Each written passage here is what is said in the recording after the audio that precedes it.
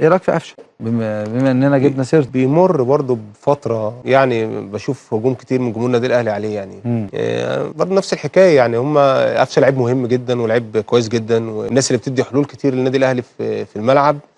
فاتمنى ان انت لو عايز تحافظ على اللعيب عندك، او هو لو مستواه بعيد الفتره دي، ان انت تسانده تاني، دي اقرب حاجه هترجع له مستواه تاني. مفيش حاجه هترجع له لا تمارين ولا اي حاجه زي الثقه. لو اديت الثقه التاني ماتش ماتشين هتلاقيه قفشه اللي انت عايزه، وده هتلاقيه اوباما اللي انت عايزه. ده نفسك تشوف قفشه بتيشيرت نادي الزمالك في يوم من الايام ولا لا؟ قفشه كويس في النادي الاهلي يعني. ما يجيش. لا مش ما يجيش، لا ما تودنيش في السكه دي. لا ما هو انا بس انت قلت لي نفسك تشوف كان مين في النادي الاهلي، نفسيا ولا فنيا؟ نفسيا ولا لا فنيا؟ لا مش نفسيا ولا فنيا والله. هو طريقه لعب قفشه لايقه جدا على طريقه لعب النادي الاهلي. ما تلاقيش على النادي الزمالك. لا ما تلاقيش على النادي، ما تلاقيش على النادي الزمالك. طيب يا عم ايه اللي لايق على الاهلي؟ هو قميص كحلي على بنطلون منقرش، في ايه يا عم؟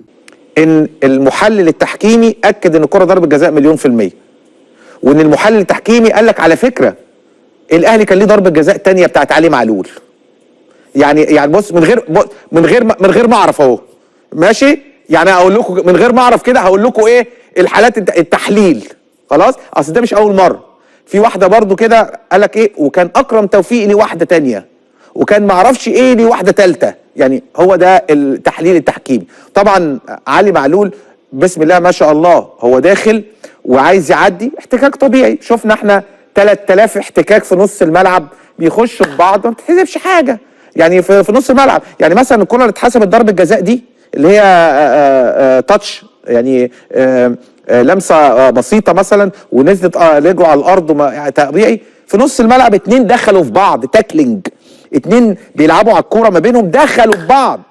ابراهيم نور الدين قال لك العب، ما فيهاش حاجه. شوفك النهارده قاعد مذلول قدام الاسماعيلي في مباراه اتمنى الاسماعيلي والزمالك الاثنين يتغلبوا.